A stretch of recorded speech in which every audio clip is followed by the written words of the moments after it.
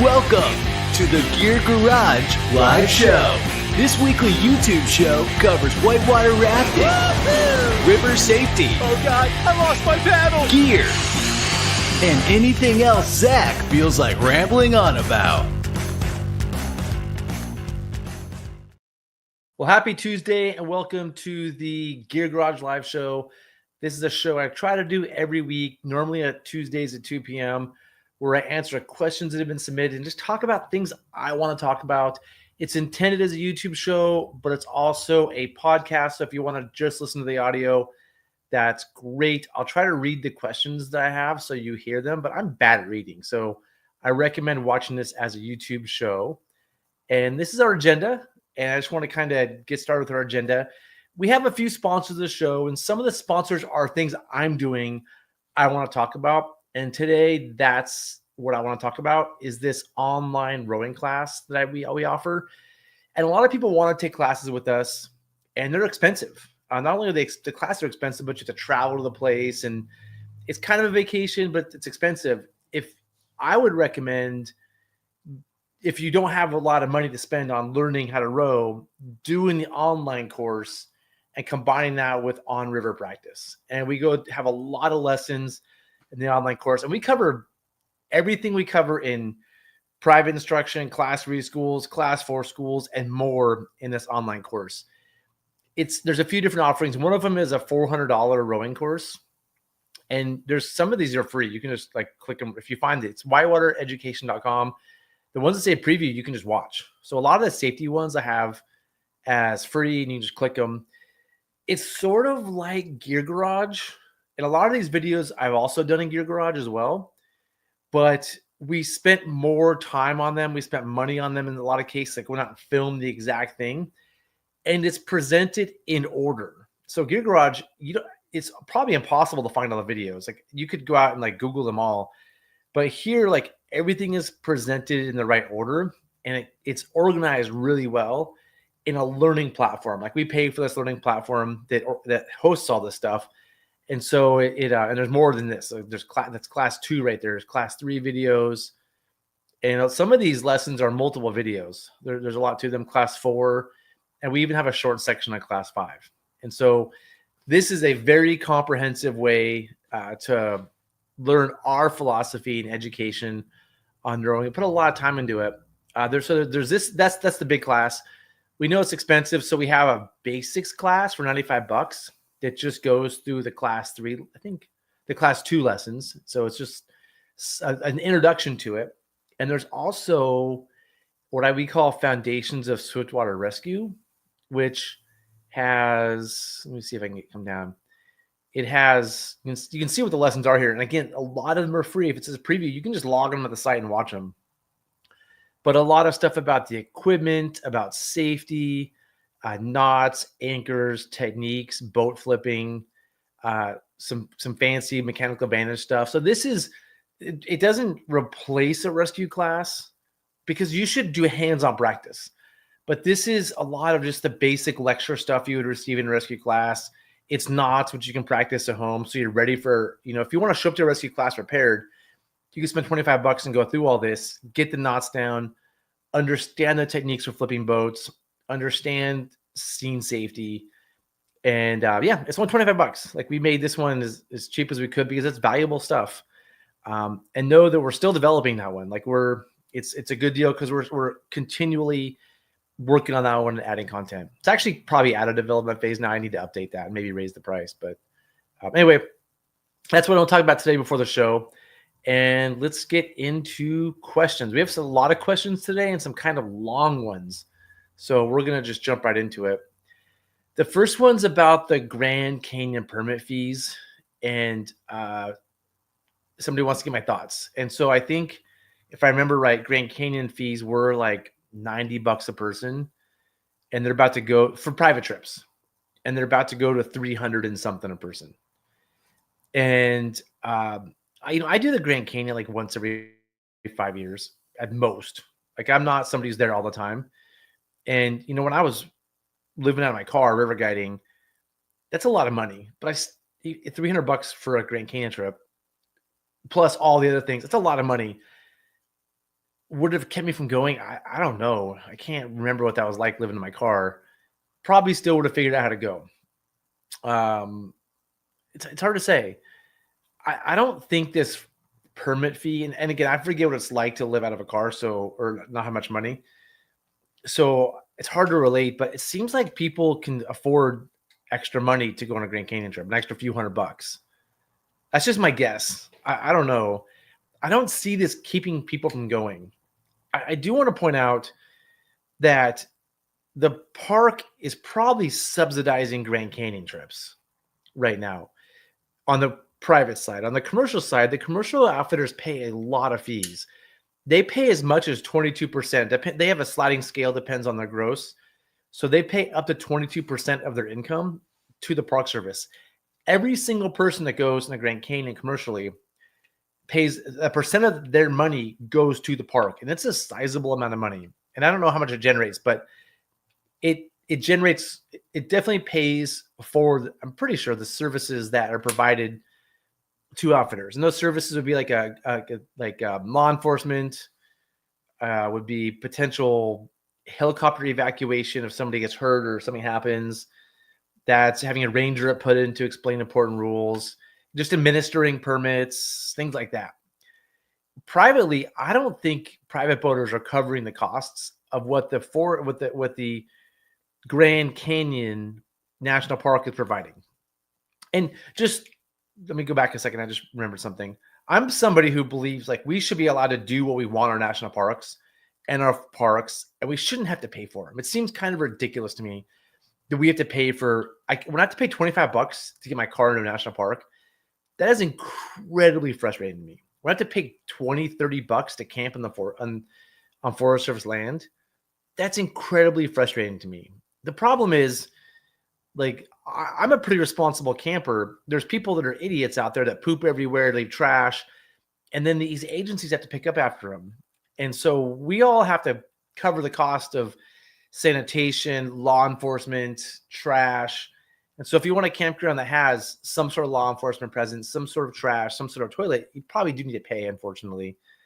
But it's very frustrating to me to have to pay. You should be able to raft the Grand Canyon without paying. You should have to do that, except some people do the Grand Canyon. They don't have the right equipment. They don't have the right sanitation policies, which can cause norovirus to spread, and that affects everybody. They leave trash behind, or they don't wear the right PFDs, or they're drinking during the day, are you allowed to drink during the day on the Grand Canyon? I don't even know the rule. I think there's a rule against that, but they're doing things that are bad that cost everybody money, right? Those helicopter evacuations are expensive, and they're basically free.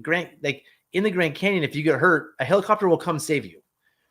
Well, the park pays for that, and the park has a budget.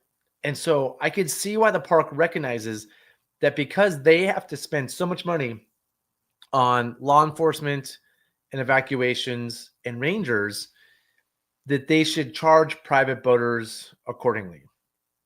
So I see their perspective. My perspective is we should be allowed to use our public lands free. I'm starting to recognize there's just a lot of dummies that ruin it for the rest of us. And, there's the White Claw Cowboys out there that were like people who are responsible boaters have to pay for them doing things that are irresponsible in the canyon, which requires us to have more evacuations and a presence, blah, blah, blah. So in terms of raising the fees, I'm not a fan of raising fees, but in this case, I think I'm okay with it. Again, I don't go in the Grand Canyon that much as a private boater, so it doesn't affect me that much. And again, I have a job now, so I can afford the fees, so it doesn't affect me at all. Like if I go to the Grand Canyon, another few $100 isn't going to decide whether I go or not.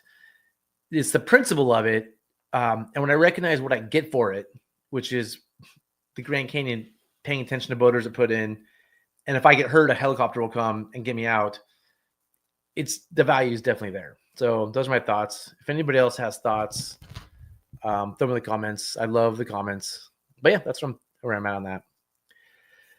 Okay, topic, emergency repair. This is a lot of reading. I'm going to try to read this, but also maybe summarize some of it.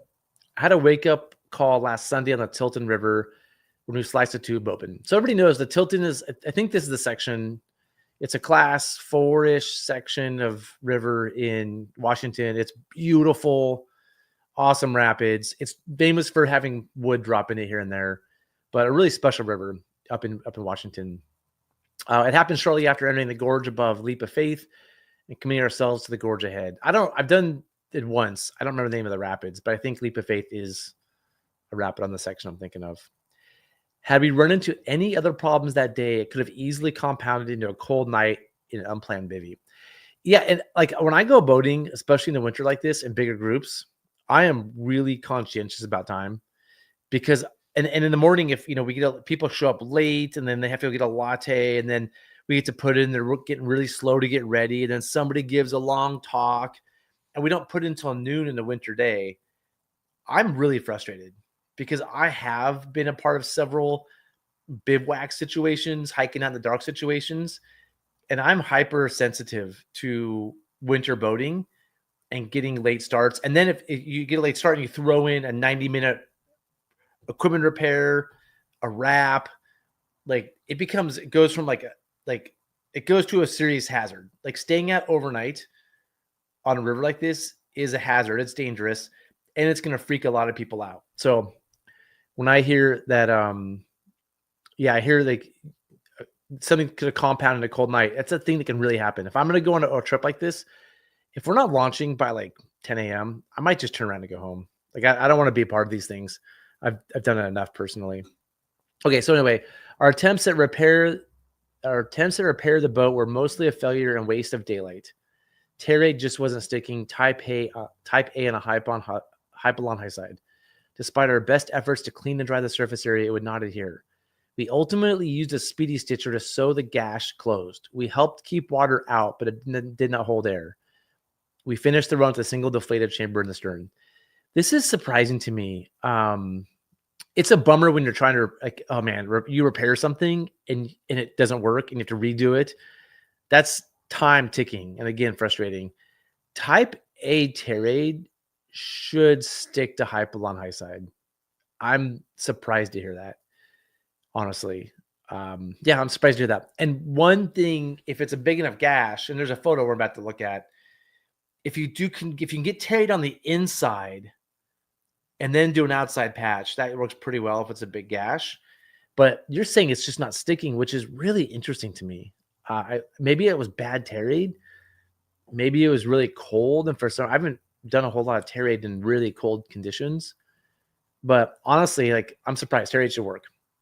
The terraid patch came off completely within minutes of hitting the water and never really held air. Perhaps a bit of sandpaper or something to scuff the material would have helped. Maybe some, I have something covering what I'm trying to read here. Maybe some cotton cloth to get it dry would have helped. A small umbrella for rain. Yeah, I mean, you definitely want it dry.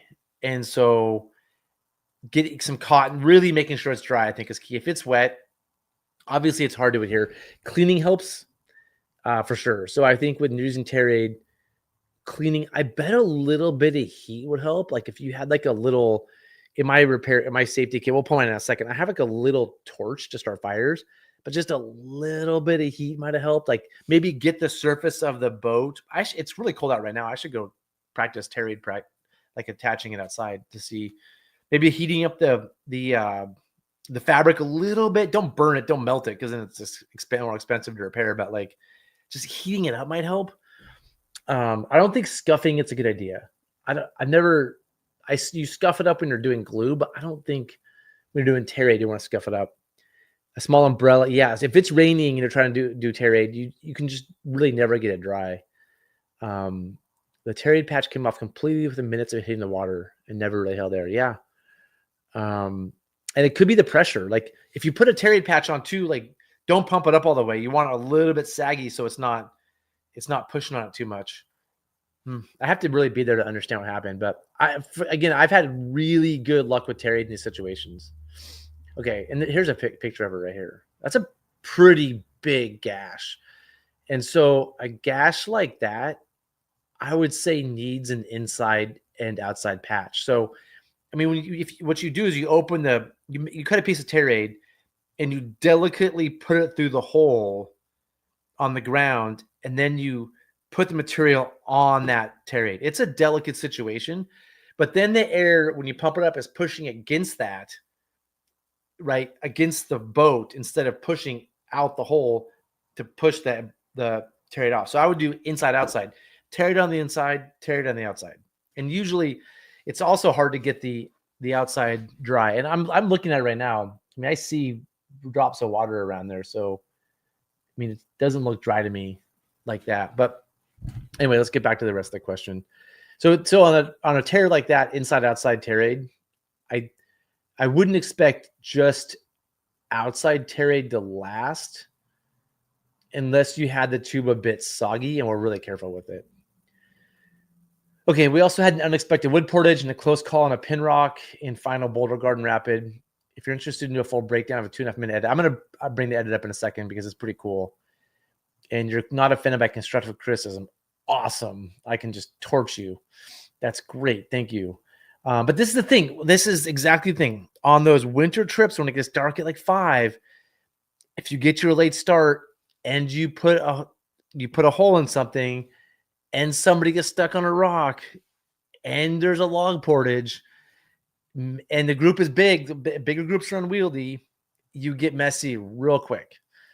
And so like if I'm there, like if I'm on Tilton and there's, people I don't know or people I know that are slow and more than 5 boats and we're running late, I'm out. I'm just not going to go. I don't want that stress. And if trip details are here, January 12th, Tilton, that's like last week, 9 miles, put in at 11:30. That's pushing it. Take out 3:30, not bad. All the stuff. And let's see, what repair materials do you carry on local day trips that are a bit more remote or don't have road access? Like basically tear aid. I have my kit right here. I did a video. I made a video about my winter boating kit that I will post on Thursday. I'm leaving town for a little bit.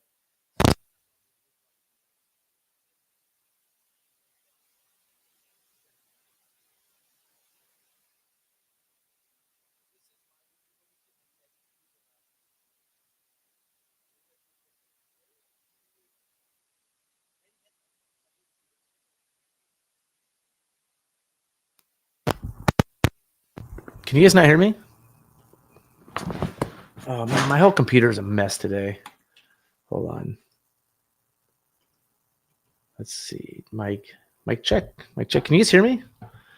Everything here says that the mic should work. I'm gonna mute something. That's weird. Okay. Well, anyway, we're back. So you'll find in the video that's coming out, I have headlamps everywhere and tear aid everywhere. This first aid kit has a headlamp in it for the night, getting stuck out at night. And let's see, I got a bunch of rescue stuff like webbing and things like that. This is my little winter kit. This is the lighter I talked about. This, if I need to start a fire, here's fire starters here. Another headlamp.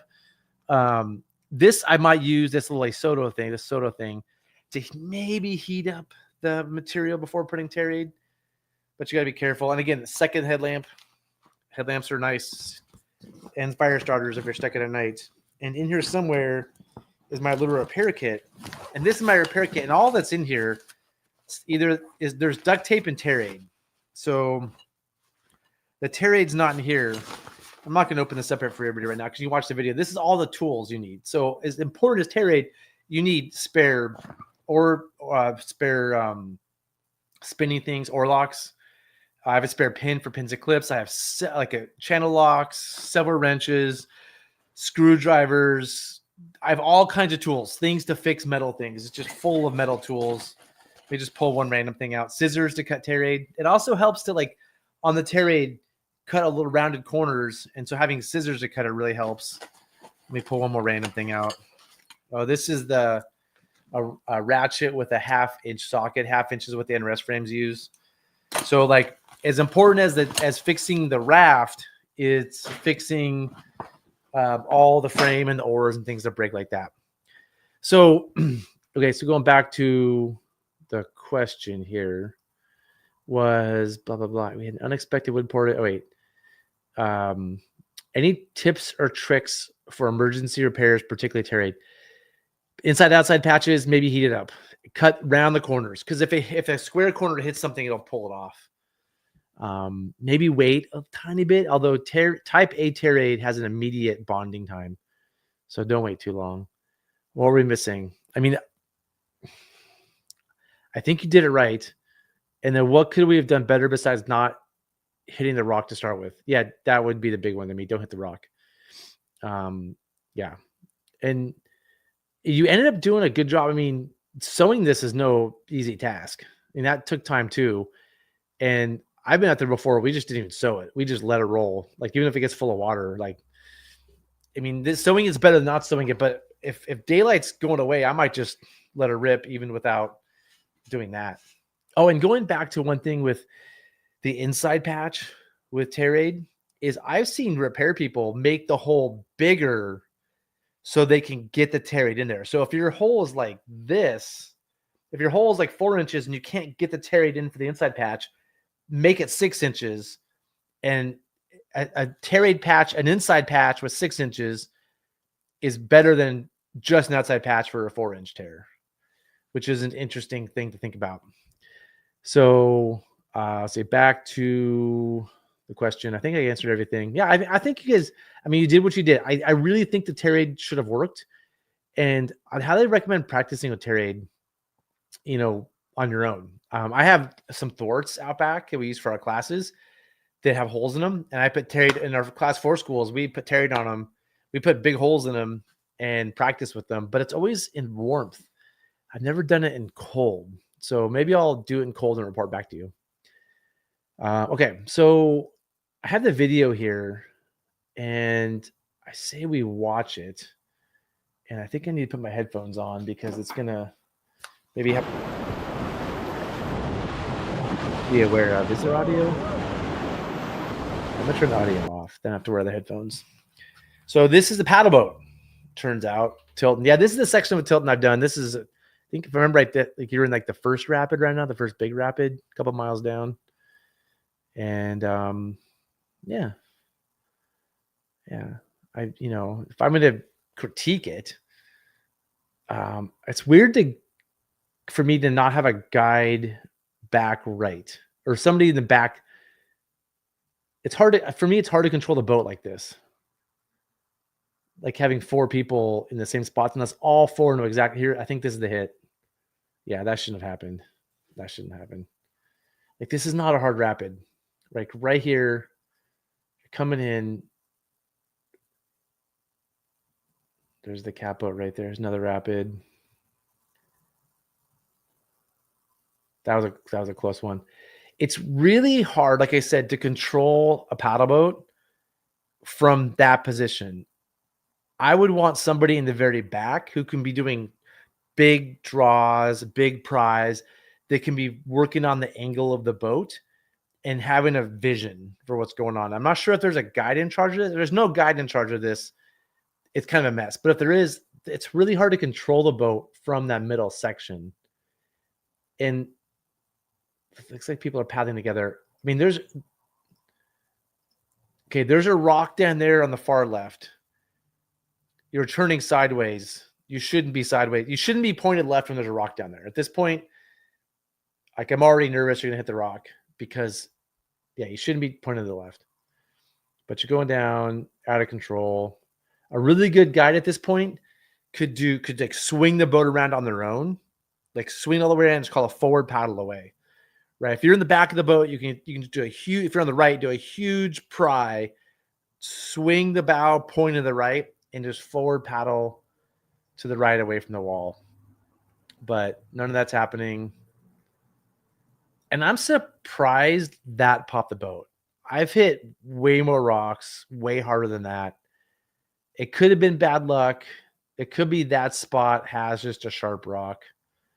Yep. And that's at this point, this is work. You have to pull the boat up on shore. It's a lot of work. This is very time consuming. And there they are. That's the log portage that they had to do. The unexpected log portage. Oh, falling. So this is the position. That's good to say. This is the position. We're going back to here. Let's play it again. Log portage, which takes time. Like this is what I'm thinking, back right, and you control the boat better from that position. You can do prize and draws. Nice save though. That was sweet. Grab the throw bag on the way out. I'm not a fan of those throw bags, but it did save you. And there's the floppy tube. Oh, that's not good. I mean, the good thing about the floppy tube here is it's harder to wrap or flip because it's floppy. Like if that tube was pumped up, you might you're actually kind of wrapped. See the water coming on the right, water coming on the right. The water's coming over the tube. Oh, this is cool footage. If that tube had been more pumped up, you might have wrapped or flipped there. That might have saved you. Yeah, I wouldn't call this top tier guiding. But you're getting down. You're on an adventure. I love it. You guys are coming together as a team, overcoming all the obstacles, having a good time, obviously. Like that's just good living. I love it. I mean, look at that. Sewing Master, positive vibes, boat donation, Carnage appreciation. This is everything I love about boating. People going out there to explore a cool river, like challenging themselves, learning from the experience, and just having fun with it. Like this is I wish I was there. Like I'm bummed to have missed this. This is just the best. This is just the best. Like great job. Thanks for the video. Thanks for the passion. And yeah, my only feedback on the tear is like the tearage should have worked, and maybe think of an inside patch next time. So nice job. Cool adventure. All right, moving on. Sailway and Middle Fork salmon snowpack. Storms have been tracking your way this year, it seems, more than Northern California. Can you assess the current snowpack for middle salmon and Sailway? Too early to predict the future, but what is the current state? Love the show. Okay, so I don't really look at snowpack. And just so everybody knows, I guide on the Middle Fork. My job is the Middle Fork. So this is important to me. But I don't really look at snowpack like for real until April. I'd look at it now just to make conversation. Where he's like, "What's the snowpack?" I'm like, "Oh, it's 112%," and it's like making conversation. But it doesn't affect me at all. I think of snowpack sort of like I think of a playoff football game. Like we're in the beginning of the second quarter. The score can be 12-0, and who knows? The score is going to end up 37-31, and who knows who's going to be winning, right? And snowpack doesn't go in a straight line. Just because it's average now doesn't mean it's gonna be average at the end, and it probably won't be average at the end. And so, it's like asking me, "Hey, we're in the second quarter of a playoff game or a Super Bowl. Who's gonna win?" Like, I don't know. Tom Brady's down by 10, but it's Tom Brady. Or Mahomes is down. It's Mahomes. So please don't listen to what I say to make any kind of decisions. We're just gonna talk about this in making conversation. This is just making conversation level. It doesn't mean anything. On Whitewater Guidebook, I have a page that has all my things in one place. It has all the predictions, and this graph I use a lot. And so the two green lines are basically average. Like I think one's 30-year average, one's mean, or who knows. They're about average. And we were, like, if you follow the black line, we were crushing average. We were above average. Oh, and the cool thing, sorry, let me go back. The green lines are average. The gray is the lowest it's been to the highest it's been, right? So the gray is what has happened in the past. It's never been in the white. It's never been so high. It's up here, and it's never been so low. It's down here. And honestly, this peak right here, I've been here a few times where we get to here and we're just above the lowest ever. Those seasons are kind of rough. And so for me, I really want to beat this peak. I don't really care if we're like halfway to the average. As long as we beat the peak, I'm pretty happy. And you can see we're already above that peak. Now we could lose the snow. We could regress, right? It could stop snowing. It could warm up.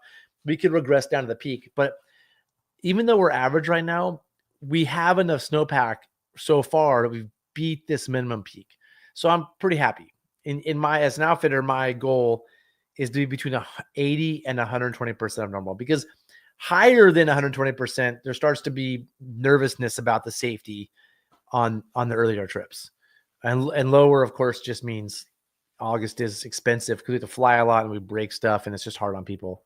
So we're average. I mean, look at that, the black line. It was up, we're crushing it, and it's just been January has been brutal. You can see that peak happened in the beginning of January, and we're actually degrading a little bit, but we're average, which is average is the best we can be. If we end up at this peak and we're average, that's awesome. But I want to remind everybody, we're in the beginning of the second quarter of a football game. Like, it could do anything. It could go down. It could go to 0 and then back up to the highest ever. It never follows the green lines. It always goes back and forth, up and down. It never does average. It messes with your head the whole time. And I wish we could look back at this in May and be like, remember how naive we were in the middle of January? Like, it's going to be doing some crazy thing between now and May or April. The peak is, the average peak is in April, really? That's surprising. Usually the peak's in May. That's interesting to me. But anyway, those are my thoughts. Okay, moving on. NFL Garage. Yep. Yeah, I mean, there's a lot of correlations between football and flows.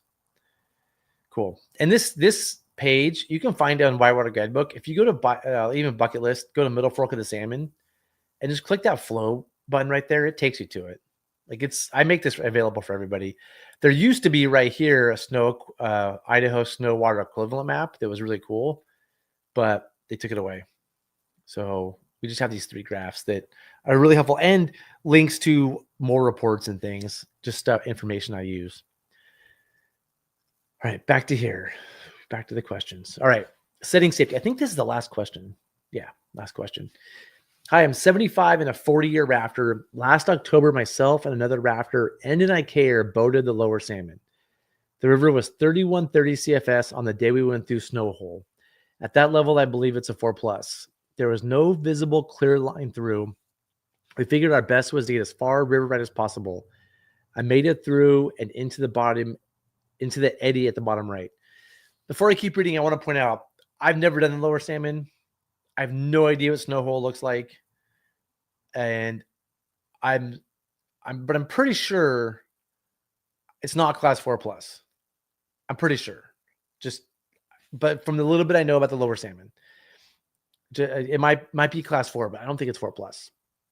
And was there no visible clear line through? Did you scout from shore, or is this just you from the boats up above looking down? Because if you don't see a clear line through from the boats, you should scout. That's when you scout, right? If you're like above it and you're like, I don't see how they get down, eddy out, walk down, look at the rapid from shore. That's the best way to see the lines. Okay, anyway, I pulled out a throwback and waited for the IKer. He came through swimming. I threw the throwback, but it was too short to reach him. I didn't pull into the current to rescue, thinking the rafter still has to go through. The rafter got tossed out in his boat, which didn't flip. Again, my rebagged throwback rope was too short to reach him, but his boat was pulled into the same eddy I was in. Both boaters self-rescued to the downstream shore, and I tied up the unattended raft and pulled it out of the eddy. I've been wondering if I should have chased the first or second swimmer instead of staying in the eddy. If I left the eddy, not sure we could have gotten the other rafter's raft out of the eddy. Any thoughts would be appreciated. So I also, in terms of videos I've done recently, I think I just did one about setting safety. I think it's actually published already. Sometimes I forget which ones are published. I did. Let's see. Did I do one about? Yeah, setting safety at Whitewater Rapids. It's on January 2nd. It's worth watching. And yeah, just look at other Gear Garage videos. It's just called Setting Safety at Whitewater Rapids. Here, I'll even bring it up here. Actually, I'm not going to bring it up. Yeah, I'll bring it up. Let me see if I can get it into the right place here. Where I talk about, starts so good too. Well, let's go back. Let me bring this up. Everybody give me a second, please. And let's go. Okay, so this rapid is in Iceland. It's the called Green Room. And it's a pretty juicy rapid. People flipping a lot. And this is a kayaker and a throwbagger. They're setting safety for rapid. This is a good example of setting safety. The guy jumps back in his boat. I really like this short thing. And in this video, I'm not going to watch the video, but I talk about setting safety. And there's moving safety, which is like you're all moving together, setting safety for each other. They're sending one person down to be a hero, which is kind of what you did. And then there's, sending people down a few at a time. There's a few different techniques you can do. And this is just my opinion based on my experience, what I think. There's no official book that says how to set safety. I don't think. If you find one, let me know, because before I did the video, I tried to find literature on setting safety before I came up with my own talk about it. Okay. So what I would say is you were kind of a hero. You went down a rapid not knowing if you could even make it, right? And if you had flipped or swam, who rescues you? Like, that's an issue, right? Hopefully you self-rescue. And both of these guys self-rescued, and it's the lower salmon. It's not like there's a class 5 just downstream where there's like continuous water. It seems like a place you can self-rescue, but you should ask yourself, if something happened to you, who's rescuing you? And also, like, if you hit your head and go unconscious, who's there for you? And so you were pretty exposed by doing that. The other thing I'm going to say is, like, having a throw bag at the bottom of a rapid is pretty weak safety. And so did you pull out the throw bag? And also, were you in your raft when you pulled out the throw bag or on shore? Did you like tie your boat up and go on shore and throw the throw bag? Or were you in your raft with a throw bag in your hand?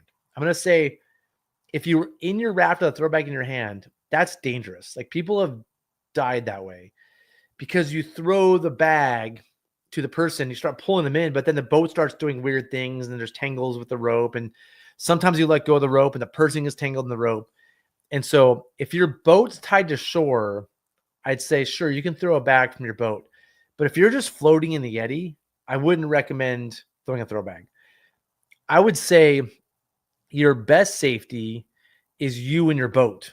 So instead of a throw bag, which you've missed 2 throw bag tosses because the throw bag was too short. Well, it can be too short. You can miss throw. The person can not catch it right. And what if one of these people, again, wasn't conscious? They're not going to respond to a throw bag. And so in my video, I make this point. Throw bags are not the safety you want. The safety you want is you in the boat getting the person. So what I would have done is, this is hard to explain in audio form. And I guess I could can I pull up the whiteboard and do this? Let me see. Let me make myself big. We'll pull the whiteboard out. So if there's a rapid here, and hopefully you guys can hear me. I'm away from the mic now. But if there's a rapid here and there's an eddy, if you came down first into the eddy and then IKers coming down and Raptors coming down, when IKers coming down, what I would choose to do is pull out in front of them, not right in front of them so they crash into you, but space it so that if they fall out, then you can just row upstream and pull them into your boat. So you hanging out an eddy isn't like, that's a good position for safety in your boat. If you're throwing a throw bag from here, it's pretty weak, right? But if the person's coming down and you pull out and they come into you and they swim, you can pull them in your boat, or they can at least grab your boat. Even if you can't pull them in, even if you're so busy rowing, they can at least grab their boat and potentially jump into your boat or use your boat as a platform to get back in their boat. Lots of things. And then, but if you pull out and homeboy comes down safe, homeboy should be eddying out. And if you're floating down, then homeboy can be safety and pull out in front of this guy, or any number of things. But you out in the current in front of them is the best safety. That's the safety you want in your boat, not a throw bag, right? A throw bag is sort of a last ditch effort. Now the throw bag is useful. Let's say you guys did the really smart thing you pulled over here and scouted, and you're like, whoa, we scouted.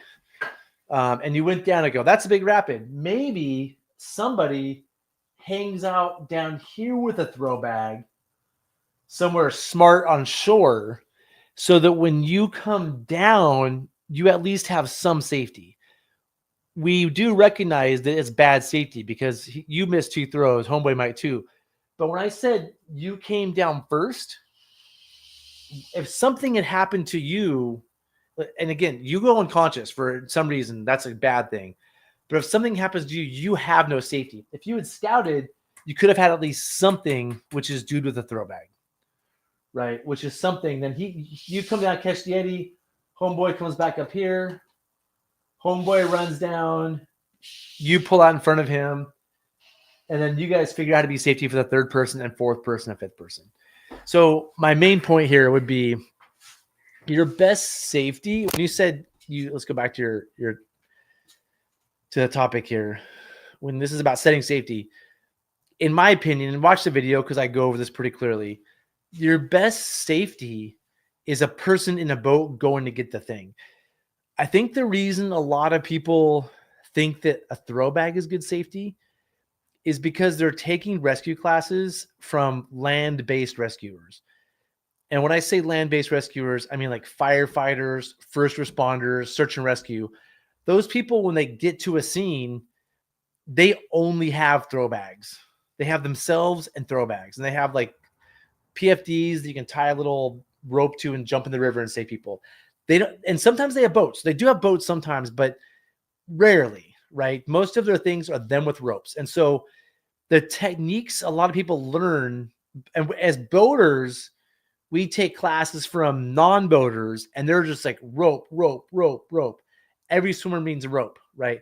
As boaters, we need to break that habit. We have boats, and we're skilled in using them.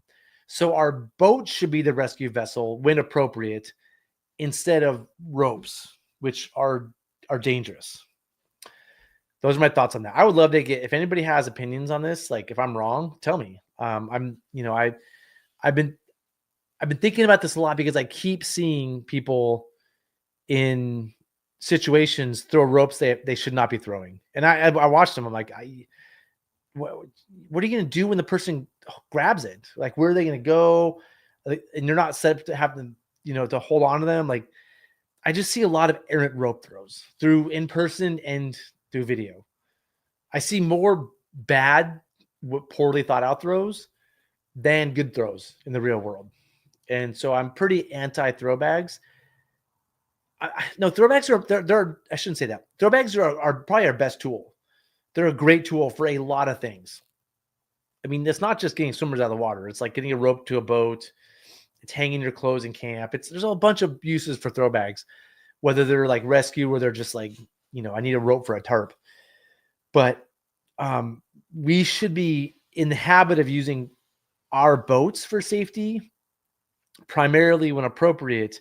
And when we can't use our boats for safety, use the throw bag, but use it intelligently and try to do it responsibly. Okay, that was a lot of information. I just want to go back because I really like this little piece of video here. Let's put this back up here. Add to stage. This has all the elements. Now, there's a safety kayaker right here who isn't getting a person. And that's not always the job of the safety kayakers.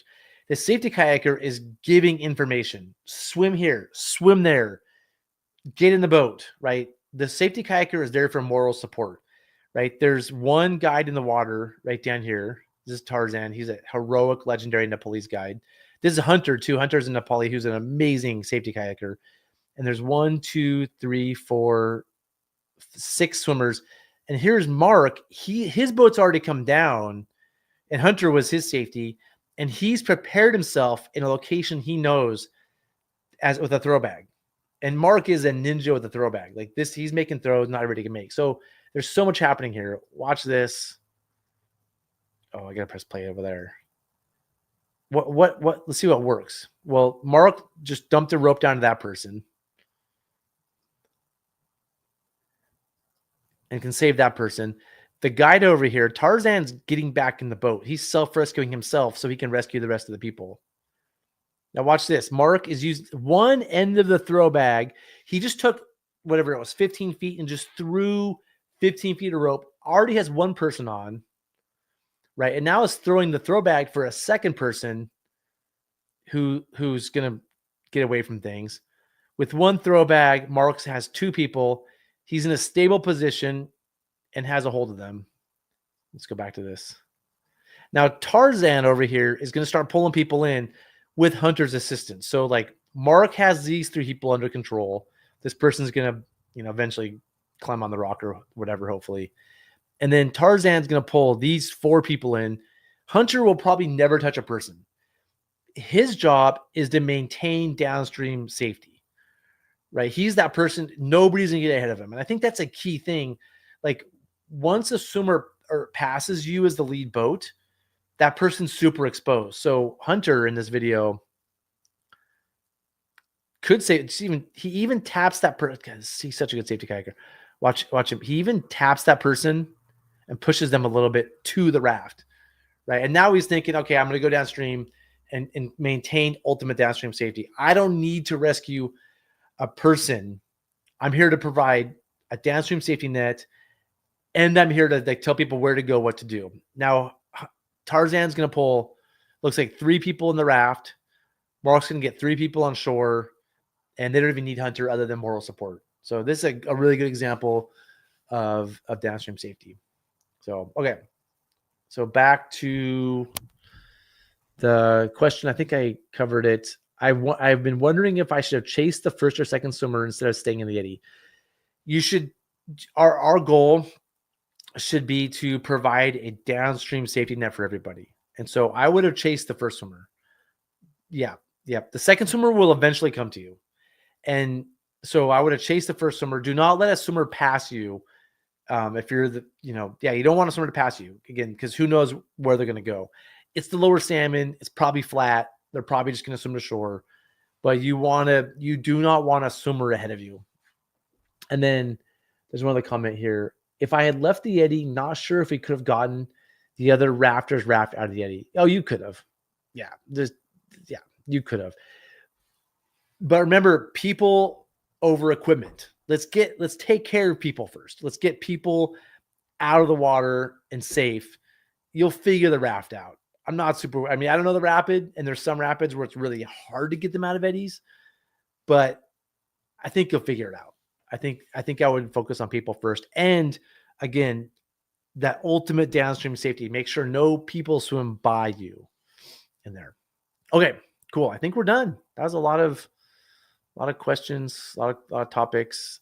Thank you all for watching as always. We covered a lot of things. I'm going to be gone for a couple weeks. We might do a show next week. We might not. It might be a couple weeks. But if you have questions while I'm away, go to whitewaterguidebook.com. Actually, I'll pull it up right now.